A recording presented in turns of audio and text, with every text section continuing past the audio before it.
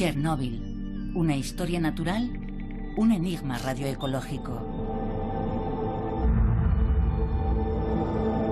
El 26 de abril de 1986, a la 1:23 de la madrugada, los operarios de la central nuclear Vladimir Ilich Lenin en Ucrania perdían el control del reactor número 4. Dos explosiones y un incendio que duró 10 días liberaron al aire miles de millones de partículas radiactivas, contaminando extensos territorios en diferentes países.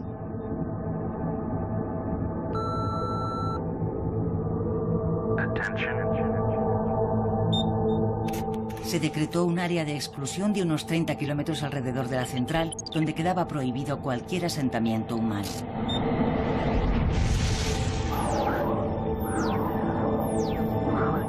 Al día siguiente, las 135.000 personas que vivían dentro de la llamada zona de alineación fueron evacuadas. No regresarían jamás.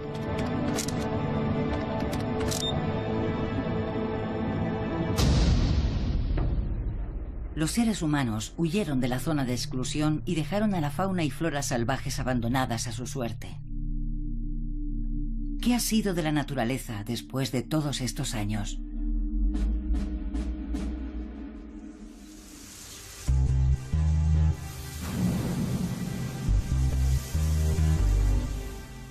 Esta es la sosegada y silenciosa historia de las plantas y animales sometidos a los efectos de la radiación, contada por aquellos que los observan y estudian desde el funesto accidente de 1986, los científicos.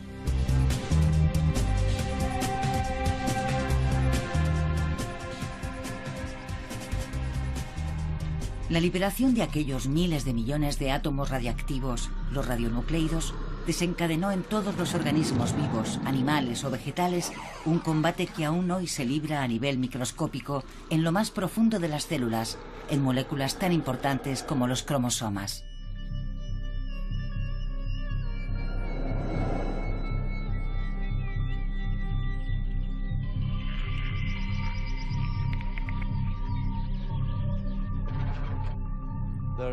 En la Tierra siempre ha habido radiactividad, siempre ha formado parte del medio ambiente. La naturaleza ha aprendido a convivir con ella y ha desarrollado mecanismos que sirven para reparar las consecuencias de la radiación. Pero cuando hablamos de Chernóbil, nada en nuestro mundo estaba preparado para un incremento tan brutal y repentino de la radiactividad.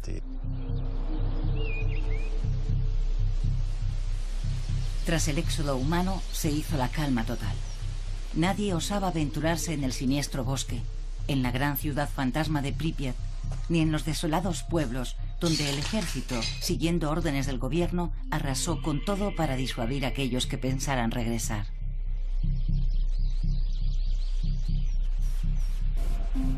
Pero esta quietud pronto se vio perturbada por las curiosas idas y venidas de una nueva población realmente sorprendente: los científicos.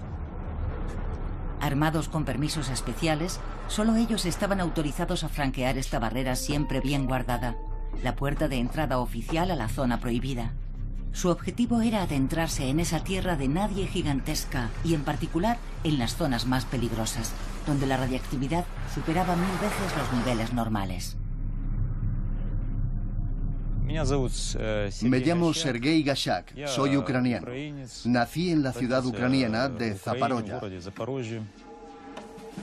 En 1986, Sergei Gashak formó parte de los 800.000 liquidadores encargados de limpiar la zona afectada. Tuvo que marcharse debido a la gran cantidad de radiación, pero se prometió a sí mismo volver como investigador. De todos los científicos, Sergei es sin duda el que ha participado en más estudios dentro de la zona prohibida de Chernóbil. Soy zoólogo y he recorrido toda la zona con mi cámara de fotos y mis prismáticos, ya sea a pie, en coche o en barco. Conozco esta región desde hace más de 20 años y le he cogido mucho cariño. Me siento muy unido a esta tierra.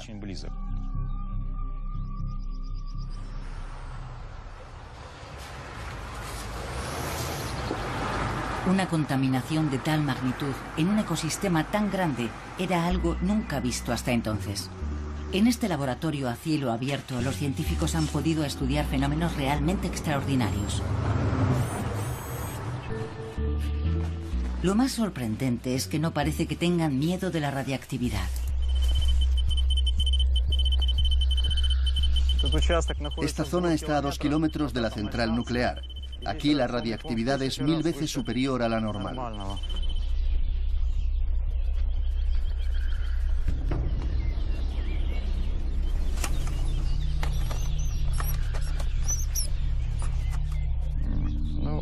Aquí tenemos algo. Es un ratón. Vive en una zona muy radiactiva. Está contaminado, pero parece que se encuentra bien. Es sorprendente. Se le ve activo y fuerte. Noto cómo intenta escabullirse. Está dispuesto a luchar por su vida. Se defiende y muerde la mano de esta criatura feroz y enorme que le ha atacado.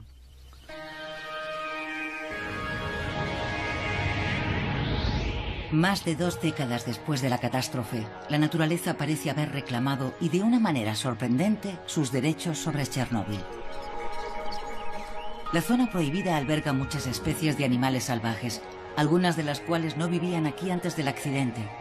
Además, se han instalado aquí bastantes osos, y es frecuente ver jabalíes, ciervos y corzos. Los pájaros anidan sobre el mismo sarcófago de hormigón que oculta el difunto reactor, donde la radiactividad es 1.000.000 de veces superior a la normal. Y a pesar de todo, y al igual que el ratón de Sergei Gashak, todos estos animales parecen gozar de buena salud. ¿Se habrá convertido la zona prohibida de Chernóbil en un paraíso para la fauna? ¿Y qué pasa con la vegetación? Es exuberante. Los árboles incluso crecen en las viviendas de protección oficial de la antigua ciudad de Pripyat. Poco a poco, pero sin descanso, el bosque está engullendo los vestigios de lo que fue en otra época una típica ciudad soviética. Los pueblos están sumergidos en una verdadera jungla. Al igual que con los animales, la radiación no parece tener efecto alguno sobre las plantas. ¿Se burla la naturaleza de la contaminación radiactiva? Sin embargo, el análisis de los ratones capturados por Sergei Gashak es preocupante. Estos pequeños roedores son de gran ayuda, no solo porque se atrapan fácilmente, sino porque desde que se produjo el accidente, se han sucedido ya más de 40 generaciones de estos pequeños mamíferos, de modo que nos pueden aportar una valiosa información sobre los efectos de la radiación a largo plazo. Se trata de un ratón joven sexualmente activo, goza de buena salud y es muy enérgico. A simple vista no se aprecia ninguna alteración. Sin embargo, debe de tener altos niveles de radiación porque proviene del bosque rojo. Vamos a medir su nivel de radiactividad. Sergei Gashak ha instalado dentro de su laboratorio ambulante un medidor de radiactividad. Con él puede calcular con precisión la radiactividad emitida por el cuerpo del ratón y así determinar si muestra valores anormales. Este pico de aquí es muy característico. Este ratón es muy radiactivo en comparación con la muestra de control. Esto significa que en su cuerpo hay una gran cantidad de cesio-137. Y es lógico porque estos ratones comen todo tipo de plantas, insectos y setas del bosque. Y por lo tanto absorben grandes cantidades de átomos radiactivos, los radionucleidos. Resulta increíble que sigan con sus vidas como si nada y que incluso se reproduzcan, como si gozaran de buena salud. De todas formas, lo sorprendente habría sido que no hubiéramos detectado ninguna contaminación.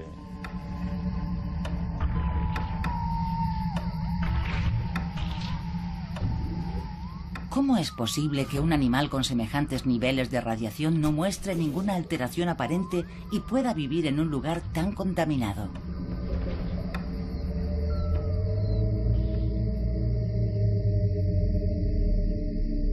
Para comprender cómo se ha llegado a esta paradójica situación, hay que remontarse a la época del accidente, y en particular al momento de la explosión del reactor número 4, la 1:23 del 26 de abril de 1986. Poco antes del accidente se carga el reactor de combustible, 200 toneladas de óxido de uranio.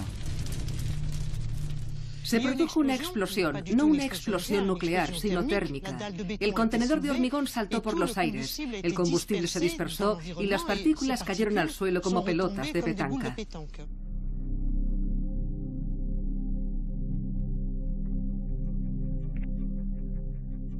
Denis Stamos y su equipo del Instituto Francés de Radioprotección y Seguridad Nuclear estudian qué ocurre con esas partículas radiactivas cuando caen al suelo. Si solo hubiera quedado en eso, en la explosión, el accidente no habría sido tan grave, porque la radiactividad habría permanecido contenida dentro de la zona de 30 kilómetros y todas las partículas pesadas habrían caído cerca del reactor. Pero desgraciadamente se declaró un incendio que duró 10 días.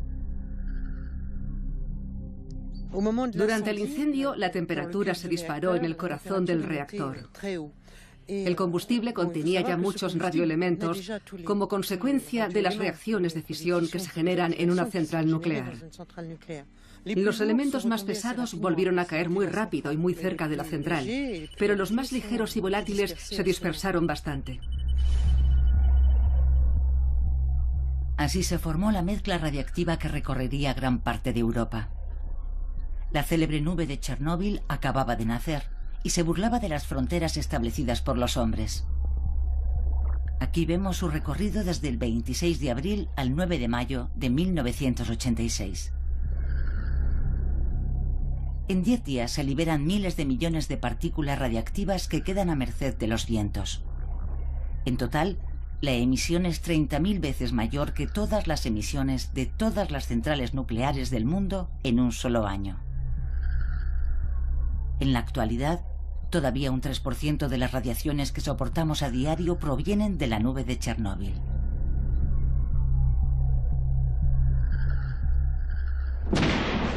Pero es que además intervino la climatología. El viento viró, la mezcla radiactiva cambió de rumbo y cayó en forma de lluvia. Es decir, los elementos volvieron al suelo, dejando manchas de contaminación. En otros lugares no llovió y los elementos no cayeron al suelo, así que la dispersión de la radiactividad siguió un patrón desigual, como de pétalos de flor o manchas de leopardo. Un disparate total.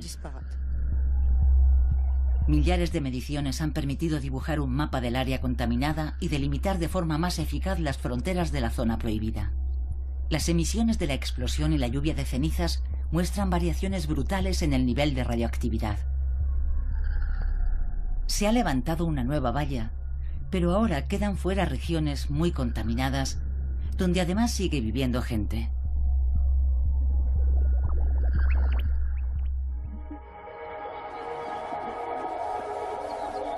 Una terrible batalla comenzó aquel día de primavera de 1986, cuando miles de millones de átomos radioactivos cayeron sobre la región. Los científicos lo llaman la fase aguda. Los organismos vivos, vegetales o animales que por desgracia soportaron la lluvia de ceniza sufrieron una radiactividad enorme en contacto directo con sus células. Estos organismos fueron los que se enfrentaron a lo peor de la radiactividad.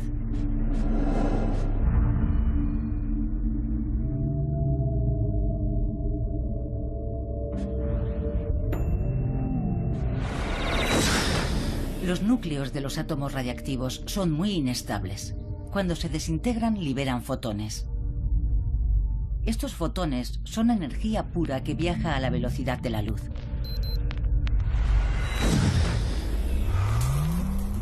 Atraviesan la materia por millones y emiten una radiación invisible, los rayos gamma. Los fotones, al entrar en contacto con la materia, chocan con las moléculas y las rompen. Estos pedazos de moléculas, que los científicos llaman radicales libres, quedan a la deriva y son también muy tóxicos, pues destruyen a su vez más moléculas.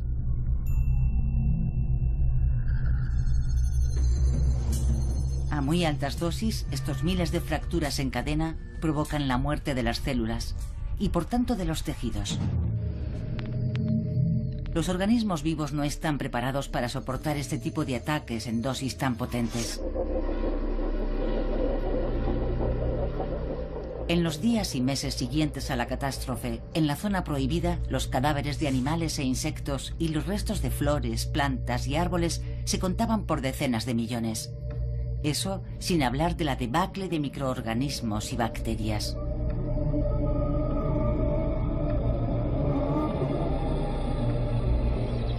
Miles de pinos cercanos a la central se volvieron rojos y murieron en pocas semanas.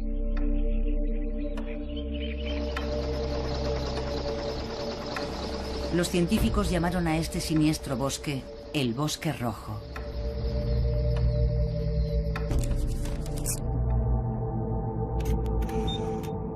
Se produjeron más de 400 nacimientos anormales entre los animales domésticos en los meses y años siguientes a la catástrofe. Pero debido a la dispersión desigual de la contaminación, había zonas casi indemnes que lindaban con otras devastadas por la contaminación donde no quedó ni un solo animal.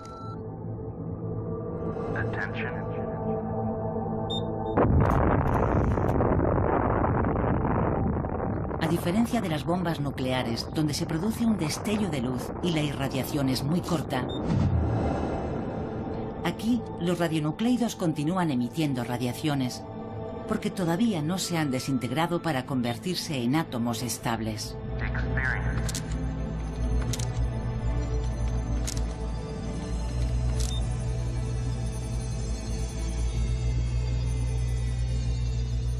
Los elementos radiactivos se caracterizan generalmente por su semivida. La semivida es el tiempo necesario para que el elemento pierda la mitad de su radiactividad. Eso quiere decir que a los 10 periodos se considera que el elemento ya no es radiactivo. Algunos de esos elementos radiactivos tienen una semivida muy corta, de solo unos segundos, otros de días. Es decir, que ahora su radiactividad es inexistente, ya no son tóxicos, pero otros elementos como el plutonio, el americio, el uranio, tienen una semivida más larga, de cientos de miles de años. En la actualidad, tras más de 2 décadas, en la zona prohibida persisten menos del 3% de los átomos radiactivos. Pero los que quedan van a permanecer allí mucho tiempo, y sus efectos en la naturaleza todavía son un enigma para los científicos. La zona de Chernóbil ha entrado en una nueva fase. Los científicos la llaman la fase de radiactividad crónica, aunque su intensidad es mucho menor. La radiación actual no tiene nada que ver con la que se detectó en los primeros años después del accidente, pero sigue siendo miles de veces superior a los niveles normales. Estación tras estación, año tras año, arrastrados por la descomposición natural de la vegetación, los radionucleidos residuales se funden lentamente con el suelo para acabar entrando en contacto con las raíces de las plantas. Los organismos vivos, ya sean animales o vegetales, absorben estos átomos radiactivos, ya sea por inhalación o a través del alimento, de modo que se ven obligados a luchar contra un enemigo que los ataca desde el interior. De hecho, al sufrir una irradiación interna, ellos mismos acaban convirtiéndose en seres radioactivos. Toda la cadena alimentaria de la zona prohibida está afectada.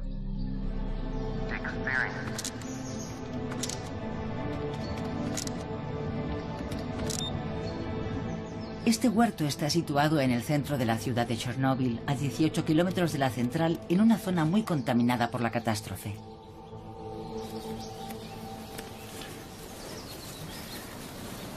Esta es la casa de Leonid Bogdan. Vive solo. Se instaló aquí después de su divorcio. El suyo es un caso excepcional, porque las 2000 personas empleadas en la zona prohibida se alojan en barracones y comen en cantinas cuyos alimentos proceden de regiones limpias. Está estrictamente prohibido cultivar la tierra en la zona de exclusión, y es perfectamente comprensible. Pero, ¿y este hombre? ¿Está loco? No lo crean. Leonid tiene un trabajo muy especial dentro de la zona. Es el director del laboratorio de medición de radiactividad desde hace 20 años. Así que sabe lo que hace. Estamos en época de cerezas. Como no nos demos prisa, se las comerán los pájaros. De hecho, ya hay algunas demasiado maduras. No podemos dejárselas a los pájaros. El año pasado se las zamparon todas en 2 días. El cerezo es un árbol muy particular. Absorbe el cesio y el estroncio, sí, pero en la carne del fruto no quedan más que pequeñas trazas. Por el contrario, las mayores concentraciones de esos elementos se encuentran en la semilla. Así que podemos comer el fruto, pero escupir siempre el hueso.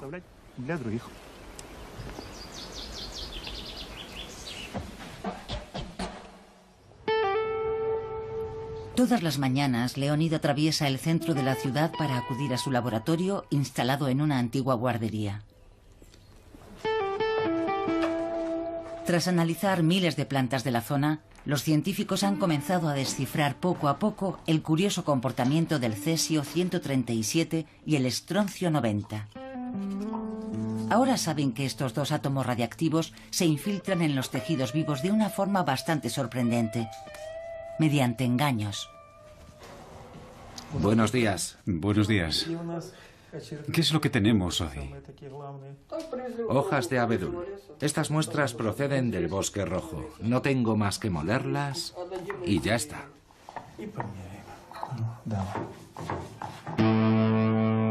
A partir de unos pocos gramos de materia vegetal, Leonid mide la radiación emitida por el cesio y el estroncio contenidos en las hojas. Cada uno de estos elementos tiene propiedades específicas de frecuencia y potencia. El abedul absorbe una gran cantidad de cesio y estroncio por una razón muy simple. Este árbol tiene grandes necesidades de potasio y de calcio. El estroncio se parece al calcio y el cesio se parece al potasio. En sus hojas, el calcio se ve reemplazado por el estroncio y el potasio por el cesio. Como hay enormes cantidades de estos 2 elementos en el bosque rojo, las plantas los absorben. El combate de la naturaleza contra estos 2 invasores está amañado desde el principio. Los organismos vivos no tienen modo de distinguir el potasio y el calcio del cesio y el estroncio, porque desde que el mundo es mundo, jamás se han topado con estos 2 elementos. Son una invención del hombre moderno. Todas las plantas necesitan calcio y potasio, pero las cantidades varían según la especie. Cada planta tiene unas necesidades específicas. Por eso absorben los elementos de forma diferente. Yo como verduras y frutas de mi huerto. Desde que comencé a trabajar en este laboratorio, he analizado uno a uno todos los productos que he cultivado. Hacedera, patatas, coles, rábanos, cebollas, tomates y pepinos. Y he llegado a conclusiones muy concretas. Por eso hay frutas y verduras que ya no cultivo en mi huerto, como el rábano, la hacedera y las grosellas.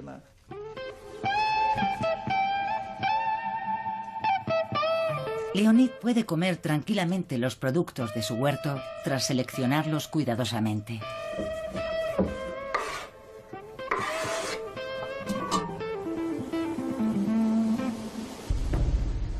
La situación es muy distinta en el caso de la fauna salvaje de la zona prohibida, que ingiere despreocupadamente todos los días millares de átomos de cesio y estroncio.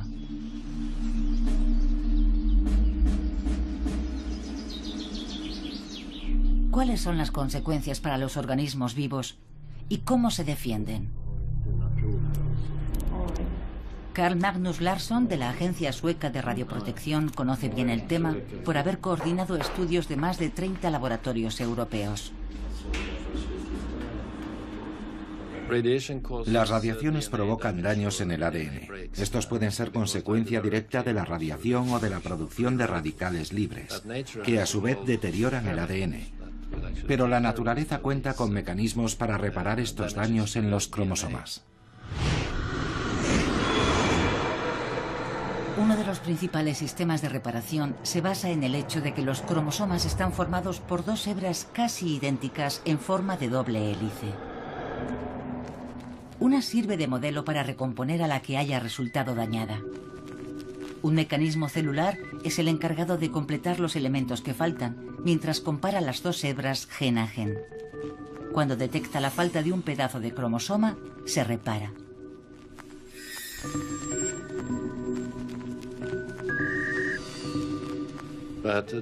Pero estos mecanismos no son infalibles. Pueden aparecer fallos, lo que conocemos como mutación. Puede que al final la célula muera, pero también puede seguir multiplicándose. Y entonces tendremos una mutación que se conserva y se propaga.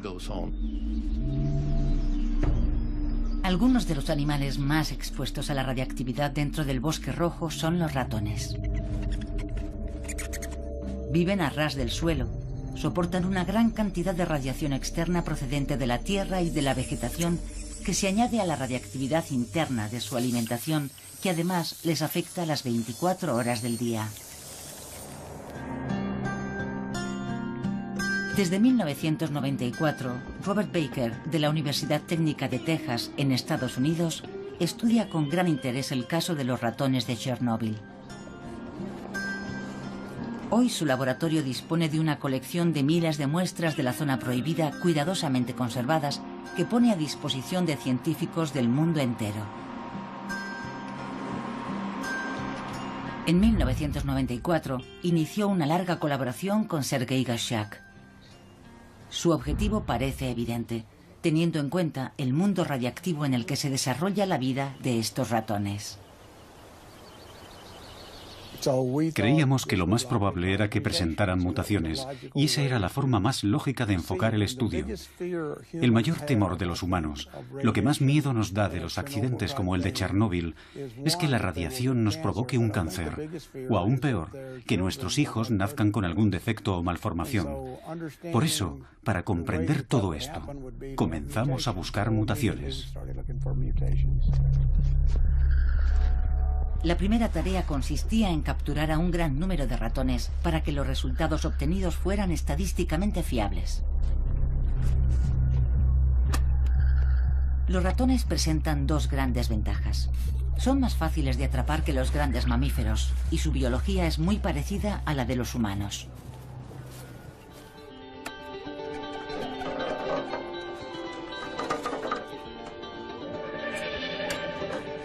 La segunda parte de este estudio se desarrolla en Slabutich, en el laboratorio de radioecología de Sergei Gashak, creado en 1999 con el objetivo de estudiar los efectos de las radiaciones en el medio ambiente.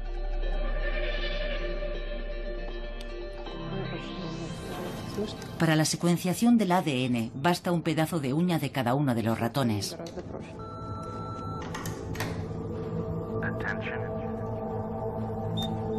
Después, las muestras se meten en un tubo de ensayo y se envían a Texas, al laboratorio donde trabaja Robert Baker.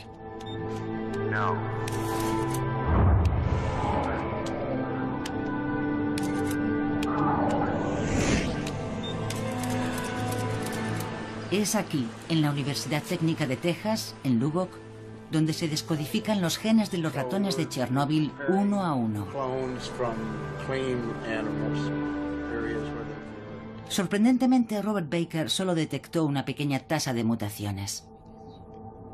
Sin embargo, sí constató la presencia de una gran cantidad de especies diferentes, aunque muy parecidas genéticamente. Para continuar con su investigación, el equipo de científicos intentó encontrar una explicación a este misterio. Durante el periodo de enorme radiactividad, justo después del accidente, hubo zonas que quedaron totalmente vacías, deshabitadas, sin un solo animal. Enormes espacios desprovistos de vida.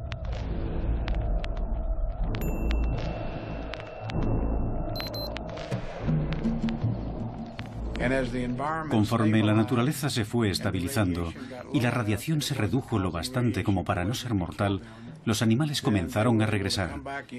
Volvieron a su hábitat natural. Y como se reprodujeron y muchos ejemplares lograron sobrevivir, se establecieron en la zona, tomaron posesión del espacio, y eso a pesar de que todo su ciclo vital se desarrolla bajo unos niveles de radiación muy altos. Se reproducen de forma normal. Todo en una zona altamente radiactiva. La verdad es que no parece que les vaya mal. Las especies de ratones genéticamente similares a las que desaparecieron por causa del accidente y que viven en los alrededores, llegaron para colonizar los espacios vacíos dejados por el desastre y se han mezclado y extendido por toda la zona de Chernóbil.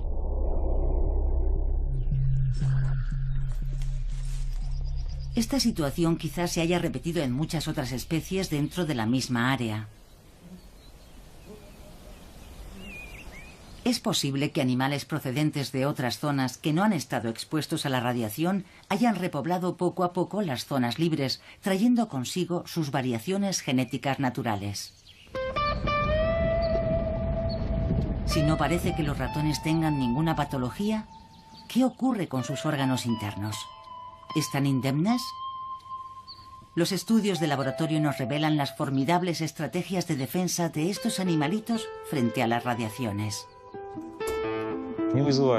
Las anomalías, las aberraciones y las patologías son evidentes, y observamos lo mismo en otros tejidos como en el tiroides. No hay duda de que los organismos de los animales que viven en condiciones de alta radiactividad sufren estrés, y que los sistemas biológicos que compensan los daños trabajan al máximo. Pero también es necesario resaltar que los organismos poseen suficientes mecanismos de defensa para compensar los daños, permitiendo la supervivencia del animal en estas duras condiciones. ¿Cómo se puede evaluar el estado de salud de toda esta fauna sometida a la radiactividad? Los ratones se mueven poco durante su vida y son fáciles de estudiar. Pero ¿qué hacer con los grandes mamíferos que cubren enormes distancias?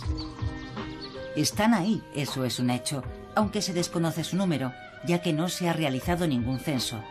No hay dinero. Parecen gozar de buena salud, aunque es posible que no veamos a los más débiles porque enseguida son devorados por los depredadores.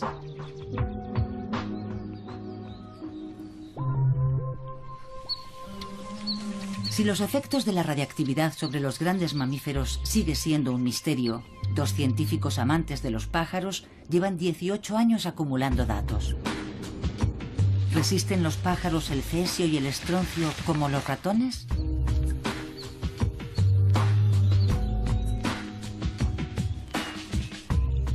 Desde 1991, Anders Möller, investigador del Centro Nacional de Investigaciones Científicas en París, y Tim Mousseau, de la Universidad de Carolina del Sur, en Estados Unidos, cuentan todos los años los pájaros de Chernóbil según unas estrictas reglas ornitológicas.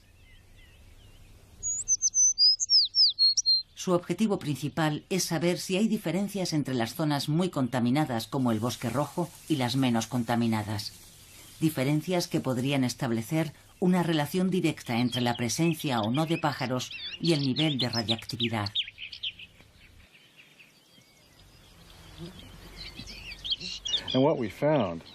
Hemos descubierto una enorme disminución en el número de individuos y en la variedad de especies en las zonas más contaminadas. Y hemos constatado ese hecho allá donde hemos ido. En las zonas que han estudiado, Anders y Tim han censado a 1.570 individuos de 50 especies diferentes. Según sus datos, la biodiversidad ha disminuido a la mitad en las zonas más contaminadas y el número de pájaros por especie lo ha hecho en 2/3.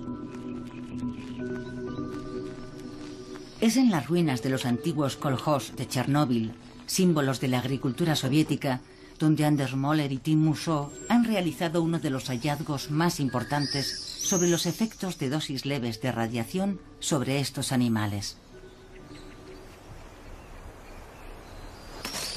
Algo que estos científicos no habían visto jamás en los 15.000 ejemplares que han capturado por todo el mundo.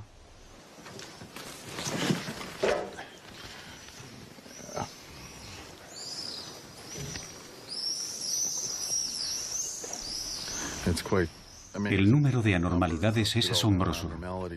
En lo que concierne a las golondrinas que hemos estudiado, hemos observado tumores en las patas, en el cuello, en los ojos. Aquí hay algo extraño.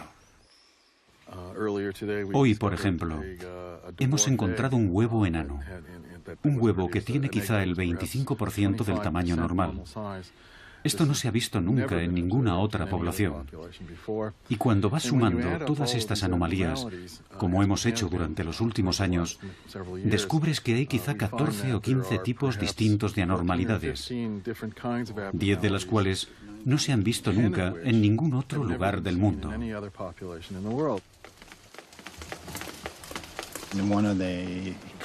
Uno de los signos más evidentes de los efectos de la radiación en esta zona es la presencia de unas manchitas blancas en las plumas que muestran una falta de coloración.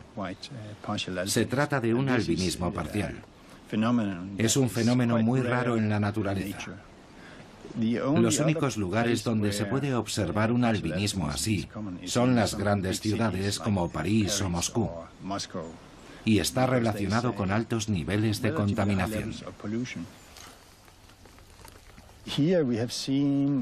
Aquí hemos encontrado varias anomalías morfológicas en las plumas, como por ejemplo asimetría en la longitud de las plumas de las alas. Para pájaros que pasan mucho tiempo en el aire, es un gran inconveniente tener plumas de diferente tamaño, porque reduce su aerodinamismo. Anders Möller y Tim Mousseau también han descubierto un envejecimiento precoz entre las golondrinas. Además, su tasa de supervivencia de un año para otro es solo del 30%, mientras que la esperanza de vida de un ejemplar normal es de 14 meses. Pero lo más grave es lo que han descubierto en las muestras de esperma.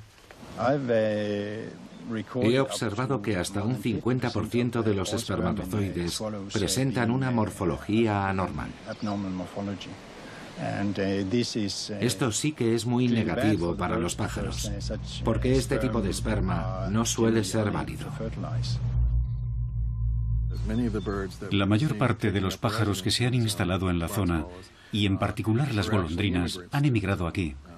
No son originarias de esta región.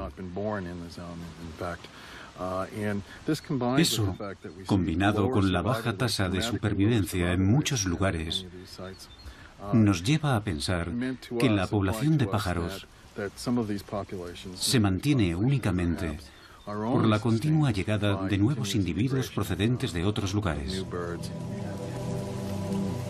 Las golondrinas, diezmadas por las radiaciones, dejan así espacio a nuevos refuerzos que a su vez acabarán muriendo. Chernóbil, convertido por culpa del hombre en uno de los mayores santuarios naturales de Europa, ¿será en realidad una trampa? ¿Un inmenso pozo para la biodiversidad en el que vienen a morir pájaros procedentes de otras regiones? En 2007, Anders Möller y Tim Mousseau, tras analizar cientos de muestras, por fin descubrieron la posible razón de esta deficiente respuesta de las golondrinas a la radiación. Una razón que podría estar relacionada con el hecho de que estas aves no residen aquí todo el año. En efecto, durante su enorme esfuerzo de migración desde África, las golondrinas consumen una gran cantidad de su stock de antioxidantes. Estas moléculas desempeñan un papel fundamental en la lucha del organismo contra las radiaciones. Cuando la radiación rompe las moléculas y genera radicales libres muy tóxicos, los antioxidantes los destruyen.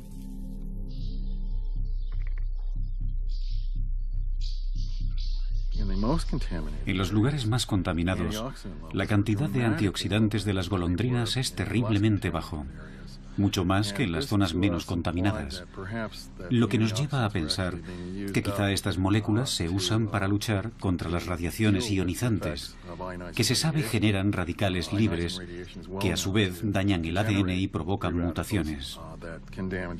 Para nosotros, este descubrimiento establece una relación de causa-efecto entre las radiaciones y el nivel de antioxidantes y resulta apasionante.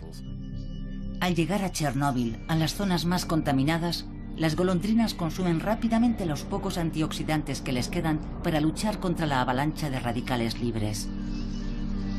Como su stock se vacía, los radicales libres destruyen los tejidos vivos y los efectos nocivos no tardan en ser visibles.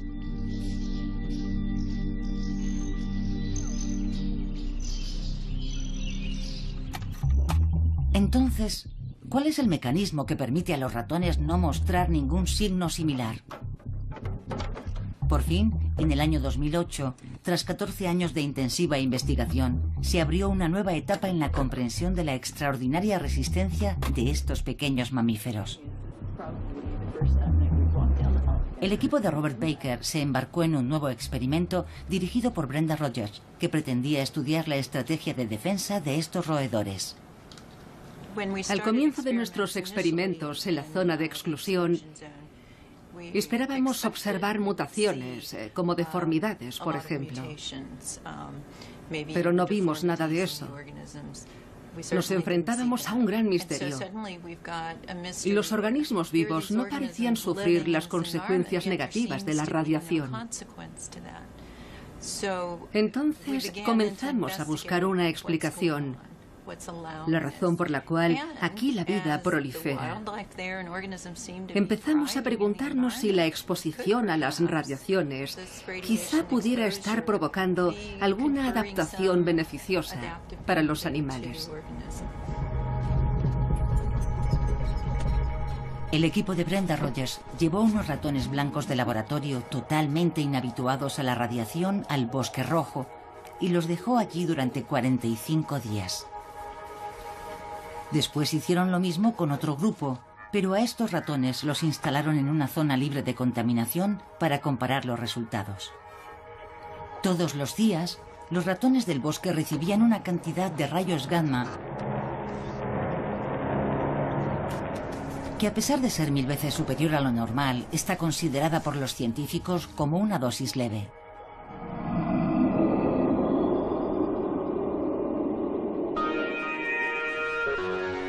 Al terminar la primera parte del experimento, tras 45 días, se llevaron a los ratones a Slavutich. Brenda Rogers irradió a los ratones de los dos grupos de forma muy violenta. Les administró un Gray y medio durante unas fracciones de segundo, una dosis que provoca innumerables fracturas en las moléculas y sobre todo en los cromosomas.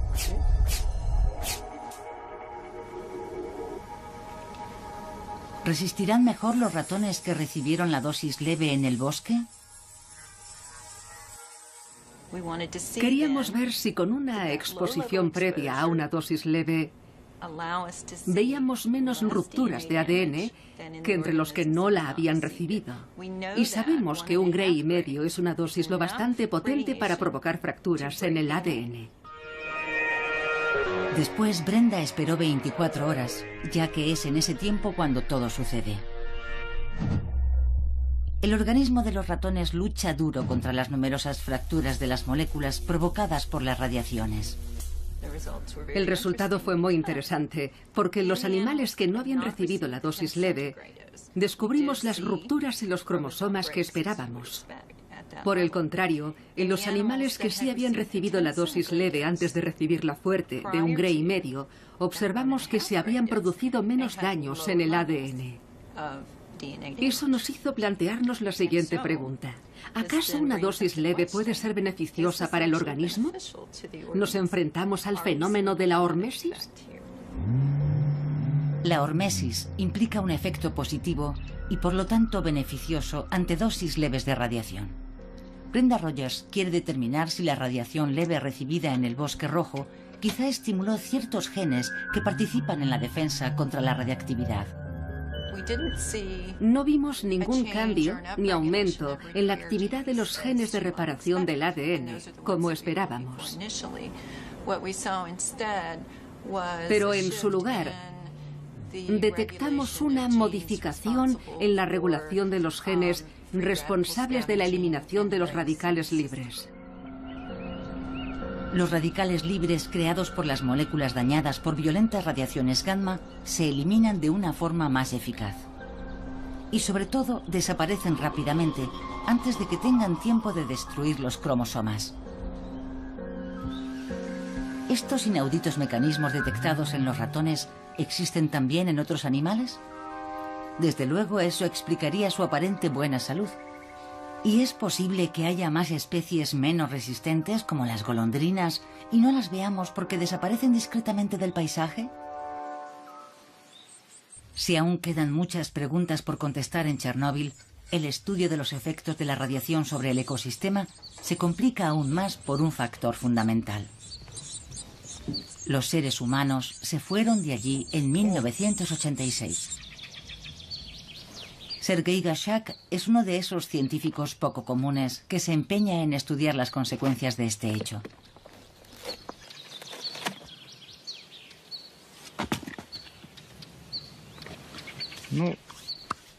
Esto, por ejemplo, no se solía ver antes del accidente, simplemente porque los agentes forestales solo dejaban en pie los árboles sanos. Eliminaban todos los árboles enfermos o muertos que podían convertirse en una fuente de enfermedades, de infecciones, de micosis y otras afecciones parasitarias para los árboles vecinos. Pero tampoco hay que olvidar que los árboles enfermos o muertos son muy normales en un ecosistema forestal de la misma forma que los árboles sanos. Y además son elementos en los que nace la vida. También son fuente de alimento para toda una fauna específica. Después del accidente, el número de árboles enfermos o muertos se disparó, lo que quizá explique el gran aumento de la biodiversidad dentro del bosque. Eso favorece, por ejemplo, la aparición de murciélagos y de insectos, además de pájaros y mamíferos que viven dentro de los troncos huecos. Antes del accidente, los agentes forestales se encargaban de esparcir enormes cantidades de productos químicos en estos bosques plantados por orden de Khrushchev en los años 40. Pero de la misma forma, los inmensos campos dedicados a los cultivos de cereales fueron tratados con abonos, pesticidas y fungicidas. Toda la zona estaba sometida a una fuerte polución química que se detuvo por completo en mayo de 1986.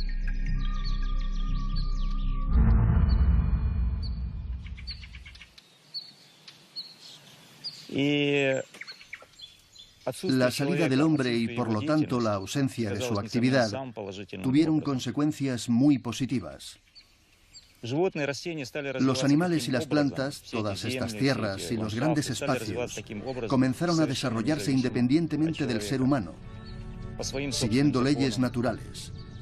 Y esto acabó convirtiéndose en una región rica, con una biodiversidad que no existía cuando el hombre estaba aquí.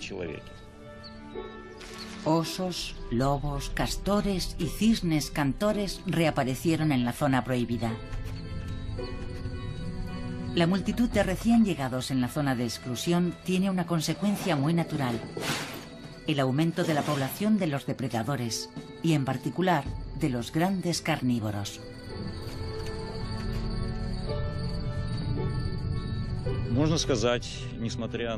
Se puede decir que ahora la cantidad de carnívoros y de herbívoros en la zona de Chernóbil ha alcanzado un equilibrio natural y está perfectamente ajustada a la vegetación, la fuente de alimento de los herbívoros, la tríada, plantas, herbívoros y carnívoros, ha llegado a un equilibrio propio de la región.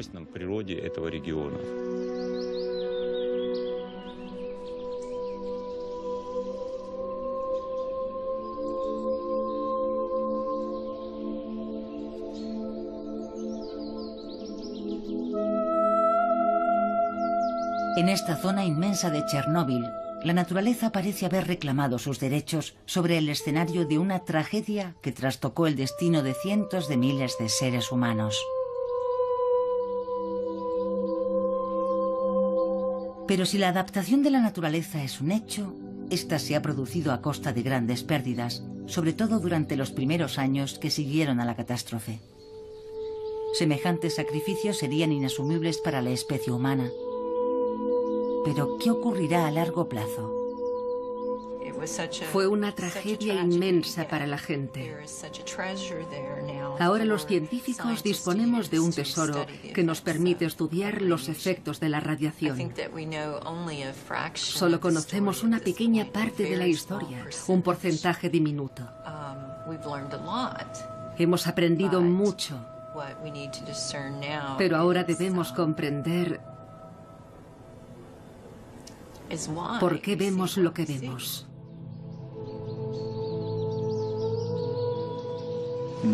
En la actualidad hay grandes proyectos para la construcción de nuevas centrales nucleares. Sin embargo, debemos conocer a fondo cuáles pueden ser las consecuencias, y el único lugar donde podemos hacerlo es aquí. Las últimas paradojas de Chernóbil no son asuntos menores. La zona prohibida está amenazada. Primero por la inestable situación política de Ucrania y su falta de dinero. Pero también por los nuevos proyectos de tratamiento y soterramiento de desechos nucleares procedentes de otros lugares.